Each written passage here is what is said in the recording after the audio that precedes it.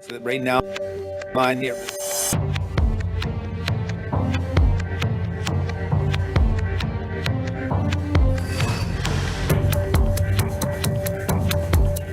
Good evening, welcome to APTN National News. I'm Melissa Ridgen.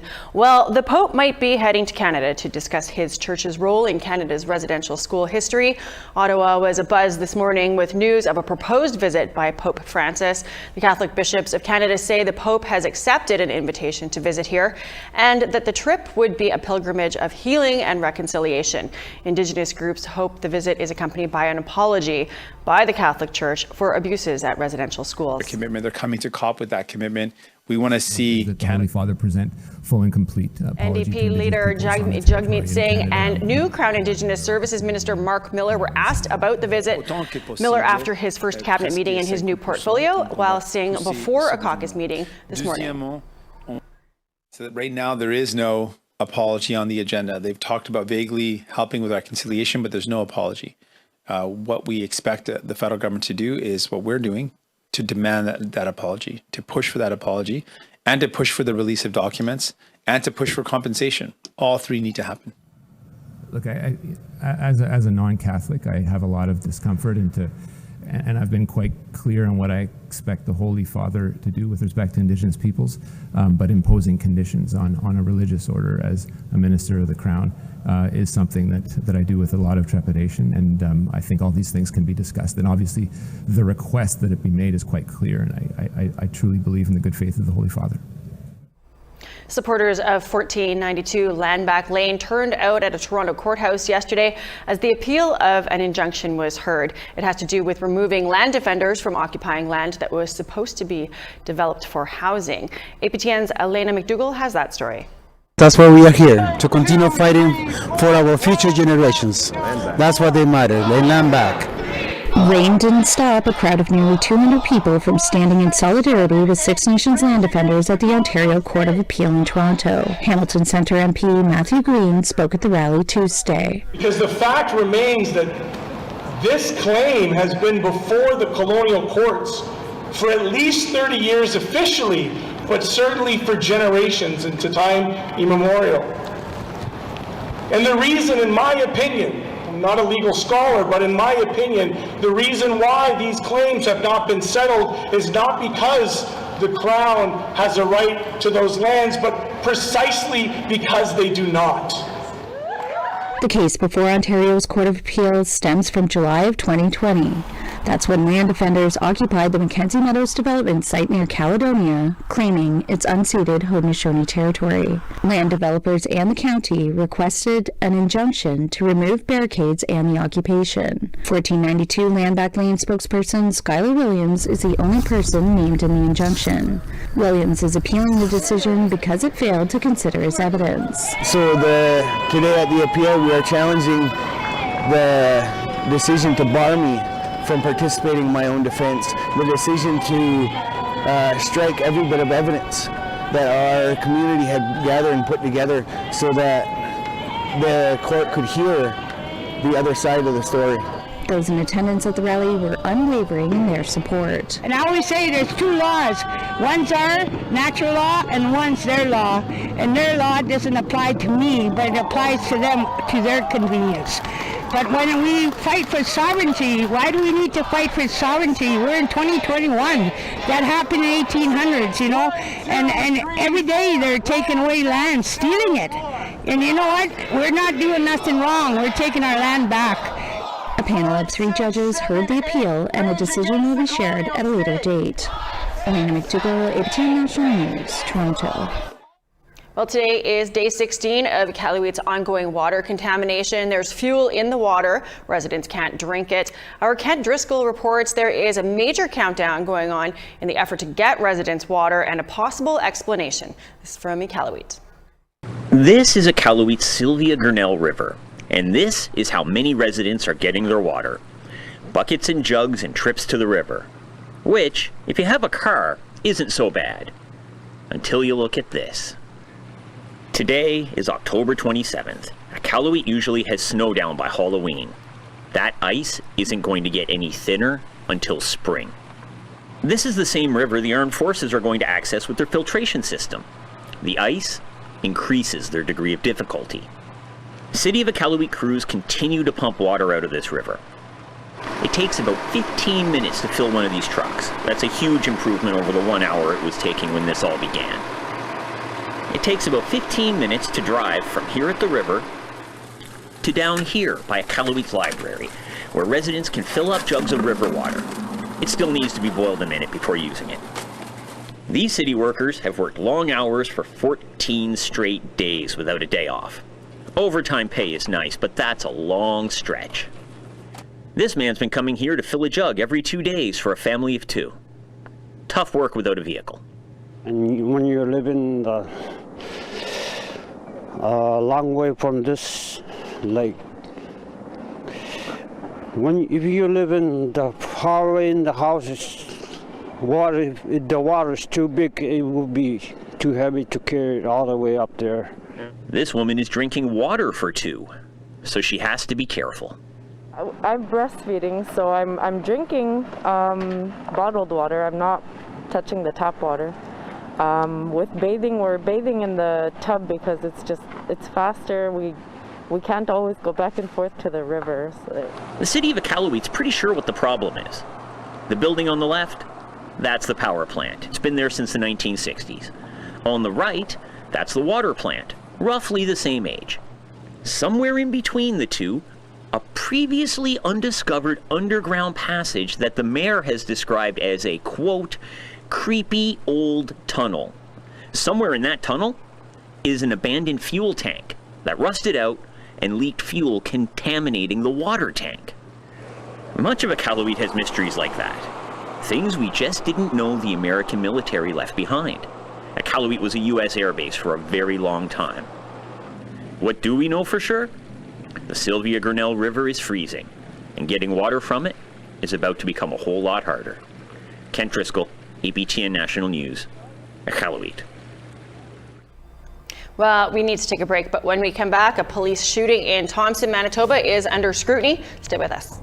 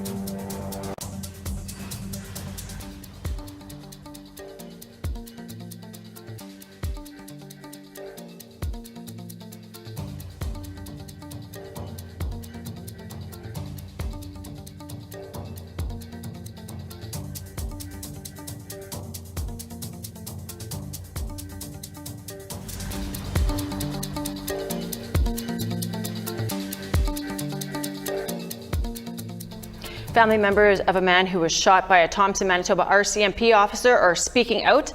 The 30-year-old man, named by his family as Little Ray, was shot in the arm on Monday. A video of the incident was posted on Facebook. The video shows Little Ray walking towards the police officer. A gunshot is heard sounding, and Ray, holding his arm, then falls to the ground.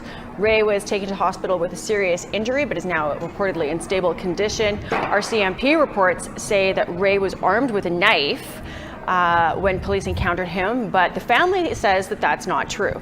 The incident is currently under investigation by the RCMP police watchdog. Ray's family made a statement today asking for anyone who witnessed the event to come forward. Your interpretation of what you've seen matters. We recognize that we must work collectively to make change. Today, your voice matters. We cannot remain silent, or our relatives will continue to be mistreated by the systemic violence against the Indigenous people of this land. To the Yukon now, where advocacy organizations say there needs to be more affordable housing so that vulnerable people don't fall through the cracks. Sarah Connor has that story. It's a hard life not having a home. Home is where the heart is. And I feel like sometimes I don't know what to say. Phyllis, who didn't want to share her last name, is from Cambridge Bay, Nunavut. She's been homeless for 3 years. While income support pays for her to stay in a hotel, it's not the life she pictured for herself. A lot of friends don't know that I go through this because I'm ashamed sometimes. Phyllis would like to prepare her own meals, but there's no kitchen space in her modest hotel room, not even a microwave. I've had to eat out of a can, cold things. Phyllis wants a place of her own in Whitehorse, but with the average apartment costing around $1,400 a month, she can't afford it as someone on income support. They just don't look at you anymore. They're just like, okay, well, we'll call you back, and they never do. Housing here in Whitehorse is hard to come by.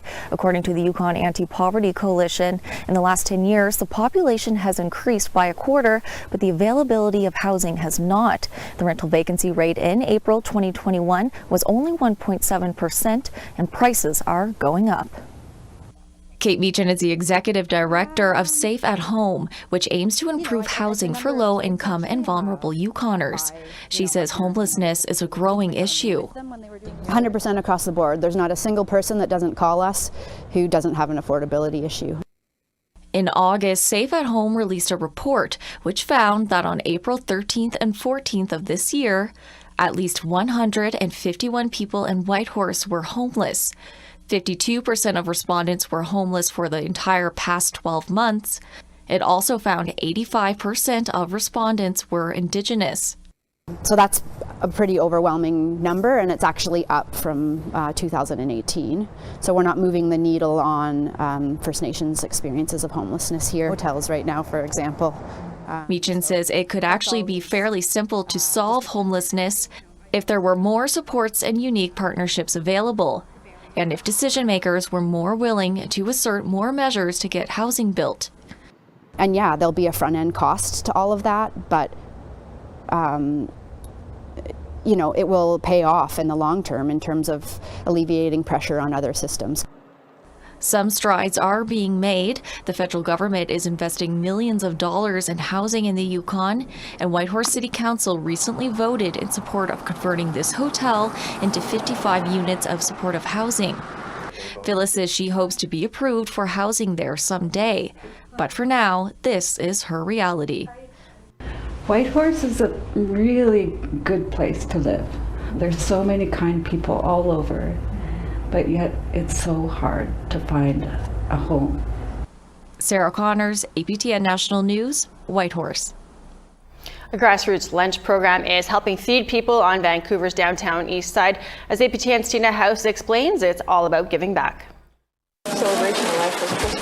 It's a busy Tuesday night as volunteers prep lunches for their weekly giveaway.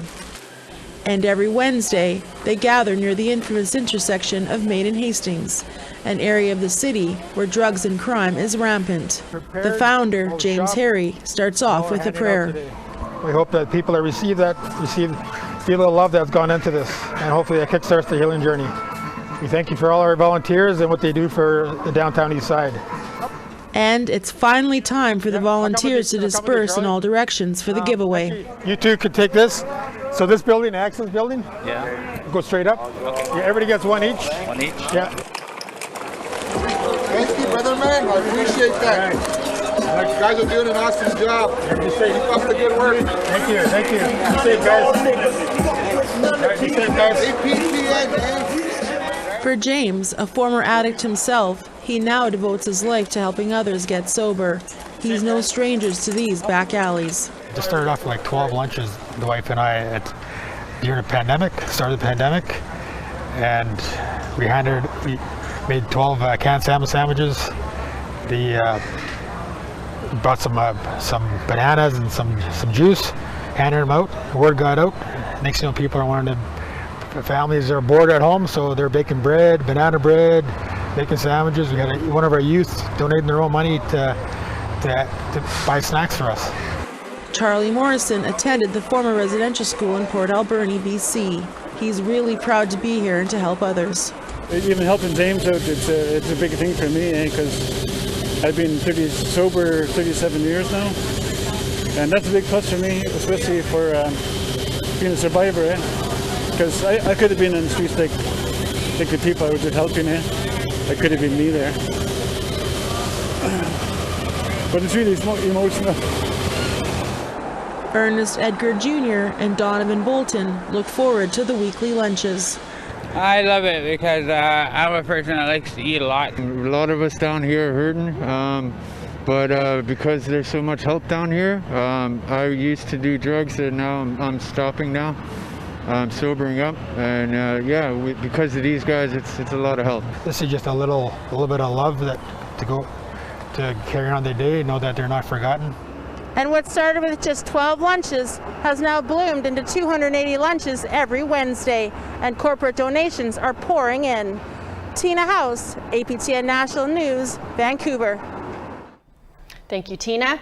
Well, the federal government has a decision to make before Friday. That's the deadline set by the federal court on whether it will appeal a ruling that upholds a compensation order by the Canadian Human Rights Tribunal. It ordered Canada to pay thousands of First Nations children who were taken into the child welfare system because it knowingly underfunded that system. Cindy Blackstock is particularly interested in this case, and she first brought it to the tribunal back in 2007. I spoke with her earlier this week from Ottawa. Cindy, thanks for joining us. I feel like a broken record asking you this because it seems like we're always talking about it. How many times have you and the CHRT been to court now? It's been 20 non-compliance orders and procedure orders at the tribunal, and 2 at the federal court, and 1 pending at the federal court. So that makes it 23 times since 2016. The Prime Minister and his Minister of Indigenous Services maintain that they are not taking First Nations kids to court. We heard that throughout the election campaign and after, that they actually want to compensate First Nations children. They just don't want to do it through this tribunal ruling. So is there another way that we could settle this? Well, I think, in regards to the first comment, when we look at what would have happened if Canada would have won that judicial review, then no one would have been compensated a penny. That's what they were seeking, no compensation. Wasn't clarification, it was zero compensation they were after. And the second thing is that First Nations kids recognized by their nations off reserve, Melissa, wouldn't get help under Jordan's principle. So that's what it is. What they can do to settle it is actually comply with the law. It's what all the rest of us would have to do. This is their own courts telling them that they have to stop this discrimination and treat the children and their families fairly. So that's what they have to do. If the federal government decides to appeal, where does it go? How much further can it even go, really, at this point? We're 23 times in court. I don't know. What do you keep doing? Well, we're going to go to the Federal Court of Appeal, which is one below the Supreme Court of Canada. And we will definitely meet them there. And I feel very confident that the children are going to win again. You know, the thing is, the truth is powerful, Melissa. And that's why the kids keep winning, and with the prayers of everyone across the country. It's simply the right thing to do is to treat this generation of kids fairly and stop discriminating against them. You can't say sorry for the past while you're continuing to perpetrate the harms in the present. What are you doing to prepare for Friday? Well, you know, we always do a bit of read up and kind of also a spiritual preparation, because I really believe that this case is spiritually guided. I think that's why the kids have been so successful, you know, is all the people at the grassroots community across the country, just in their own way, providing support and prayer. And I think that really matters. And I really hope that people will. And then we'll see them in court. And I'm disappointed, but it's predictable. Well, we will be watching, of course, and we thank you for all the work that you do on this. Just relentless, I think, is the best way to describe your efforts to this very worthy cause. Thank you. And the 29th is the last day, so watch for an appeal to drop then. Nice. It was a conversation I had with Ms. Blackstock earlier this week.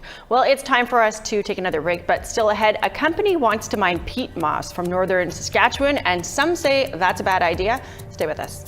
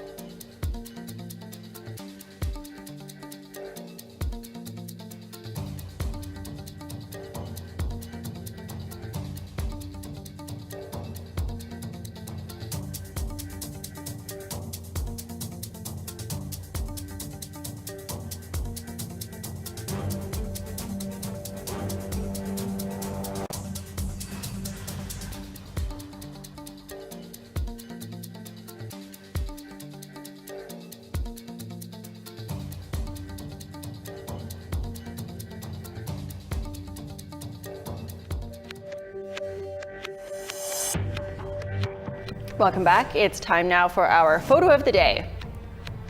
Chelsea Smith sent us this photo from 10-year-old Winston, a miniature schnauzer enjoying a boat ride near Whitefish Station, Northwest Territory, not far from Tuktoyaktuk. You got a great shot to share. You can send it to share@aptn.ca and you could be our next photo of the day. Let's take a look now at tomorrow's weather forecast. Off to the east coast, we got 11 in sunshine for Charlottetown, 12 and some showers for Fredericton. 8 in sunshine for Le Grand River, Kuujjuaq, sunny, 4 degrees. Sunshine down south in Quebec 2, Chibougamau 9, Montreal 11. 10 and sunny for Ottawa, 13 and a chance of showers for Sault Ste. Marie. 9 in rain in Sioux Lookout, 11 in sunshine in Kapuskasing. Puckatawagan rain and 6, 8 for Norway House and showers. 10 in Winnipeg and sunny, same with Dauphin. 9 in sunshine for Regina, Yorkton, Swift Current and North Battleford. 7 and sunny for Buffalo Narrows, 7 and a chance of showers for L'Orange. Sunshine and 6 for High Level, Peace River and Grand Prairie. 9 and sunny for Edmonton, 12 and sunshine for Medicine Hat. 10 and showers for Campbell River and Vancouver, 11 and showers for Penticton, 5 and sunny for Fort Nelson and Prince George, 5 and some flurries expected for Smithers, -2 and flurries expected for Mayo, -4 for Rock River, -4 for Wrigley and flurries, Wati, flurries and 1. Mix of sun and cloud, -2 for Inuvik, -6 and flurries for Sax Harbor.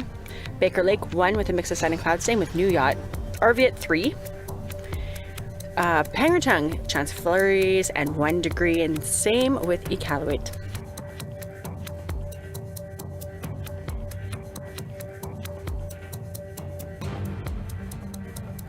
Well, there was lots packed into today's In Focus. Opposition to a silica sand mine that's planned for Manitoba, one the company says would be used to make glass for solar panels. We also discussed Saskatchewan's plan to expand the Remand Centre in Saskatoon, something critics say flies in the face of the TRC calls to action and is a waste of money. And we spoke with a group fighting peat moss mining, saying that nature's filter should be left as is. Here's a clip from that. I was listening to the radio this morning, and they were talking about COP26, right, the gathering in Glasgow for climate change. And they were speaking of carbon capture technology. And there's so much money that is going into carbon capture technology. And one of the places they were speaking with somebody in Iceland, and the amount of carbon they can pull from the atmosphere is equivalent to, I believe it was just like maybe 1 day of emissions or less. It was just a very small amount. In a year, they could capture 1 day or less of emissions. These peat bogs are much better than that, right? So all we have to do is leave them as they are. We don't need to put money into them other than restoring the ones that we've already harvested. But if we just leave them as they are our easiest solution to climate change, because they sequester twice as much carbon as all the world's forests combined and take up much less space than all the world's forests. So that is a huge amount of carbon sequestration potential. And plus, in this particular region, it is critical habitat for woodland caribou. And that is another very important aspect, because culturally, woodland caribou are a very important species to Indigenous people in the north for food and for furs and for just language and culture. It's all intertwined. And in some ways, not protecting those herds is similar to what happened with the bison in the south.